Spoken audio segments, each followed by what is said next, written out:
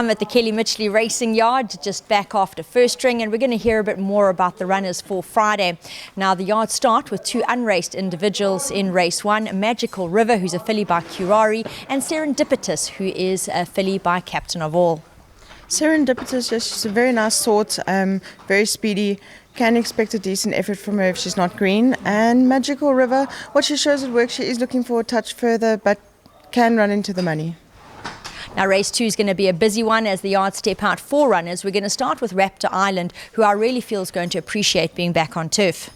Raptor Island, very excited to be back on turf for him. He's very speedy, loves the grass, so excited to see how he goes.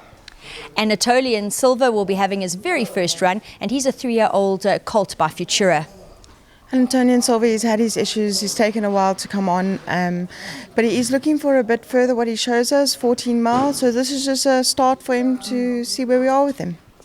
Winning Grace will race freshened up. Winning Grace also loves the grass, hates the poly, so can expect a decent effort from her. And Ponte Vecchio, now this horse can show improvement. Ponte Vecchio, I just think, had a very bad start here. This will be a second run for the stable, just hoping she can show improvement. As we head into race three, the first runner up will be Shunmeo. Shunmeo comes off a break, also waited for the grass for him, as he doesn't really fancy the poly too much, and he had a bad first start for us, where the horse unfortunately didn't make it in front of him and he got cut off out the race. So just hoping for improvement from him.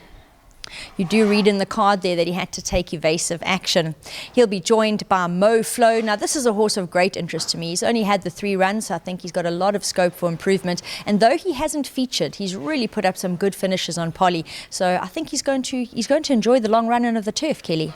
Yes, what Mo Flow shows at home, he looks like he wants a distance, but he does. He has improved in his first start for us. He only ran 6 lengths off. Not bad. Very happy with that run. Can expect more improvement from him, and I think he'll be a nice runner.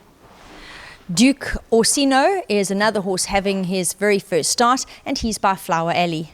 Duke Osino has taken quite a while. He's quite a big horse, because the Flower Alleys do intend to take some time, so just giving him a run to see where we are with him. 2 runners in race 4. We're going to start with Ellis Island. Now, he's a great fan, very effective over course and distance. Ellis Island loves the turf, loves the 2-4. He has one over the 2-4. So expecting him to run a decent rate. He'll be a big runner. And Mingshi will have Muzieni up. Muzi's picked the ride on Mingshi. Mingshi's first time 2-4 for us. The very first time he ran 2-4, he didn't run a great race, but he is in form, and Mingshi's what you see was what you get with him. But yeah, no, he will run a fair race.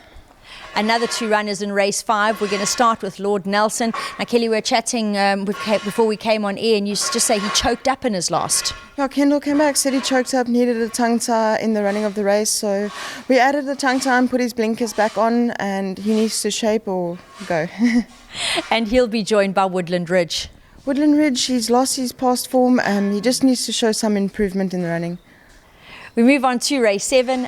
Carlo will step out. It looks like she's having a little bit of a shake-up as she cuts back and trip, and the blinkers have been refitted.